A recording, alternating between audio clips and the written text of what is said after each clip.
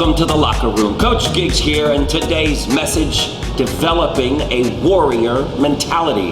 Developing a warrior mentality. With me here today in the locker room is no stranger to the locker room, Simon Arias. Simon, good to have you here, baby. Good to be here, Coach. Yeah, man, good to have you. Well, you're the coach today because I want you to talk to these folks, these millions of people, about developing a warrior mentality.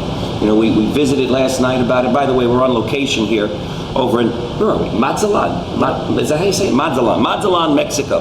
Yeah, you probably never heard of it. We haven't either. But anyway, talk about the warrior mentality, Simon. Talk to us about developing a warrior mentality. What does that mean? You know, oftentimes I think when people see me in walking around or even in photos, you know, people tease me and try and get me to smile.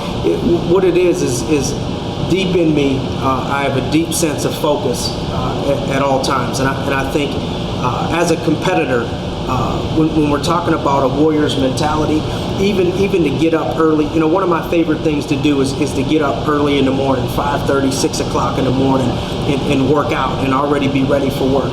The difference is I'm not any less tired than anybody else in the world, but it's a mental battle to me. I like to challenge myself. Can I do it? Can I get up and work out? Can I be showered, shaved, ready to go by 7:30 in the morning before anybody walks into the office?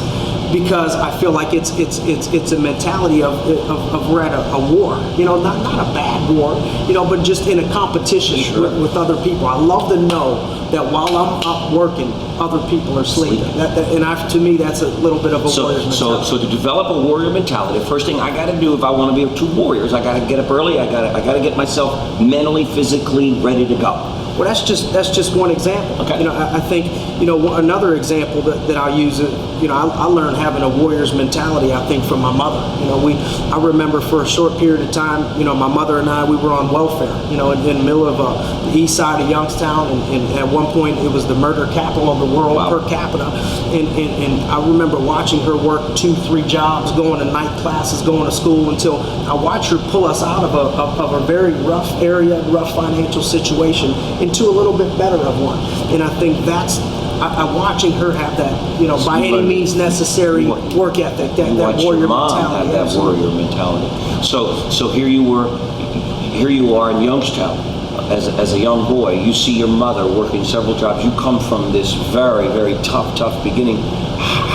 Tell me about this warrior mentality and how it helped you to get to where you were. What other ways can I develop this warrior mentality? How important is it? When you think of a warrior, the first couple words that you think of is fight, is courage and fighting, no fear. You know, really, everybody has fear. Everybody's usually has fear the same, but the difference is a warrior will overcome that fear with courage and perseverance and develop a mindset and a mind frame that they're going to go after and tackle whatever it is that's on their mind by any means necessary. The biggest asset that we have and the biggest devil that we have is our own mind, is our own mentality. You know, the good news is I was never the most talented in sports. I was never the most talented even in American income.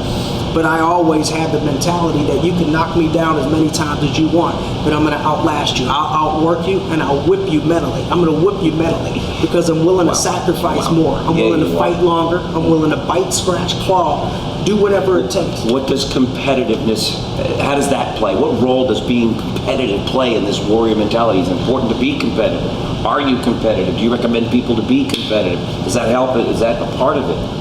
Yeah, I don't know if you can develop a warrior mentality without being extremely competitive. Gotta find, if it's not other people, right? If it has to be yourself. You know, one trick for me is I always found, you know, Jim Surace always taught me to make yourself an underdog by the size of the battle that you choose. Make yourself an underdog.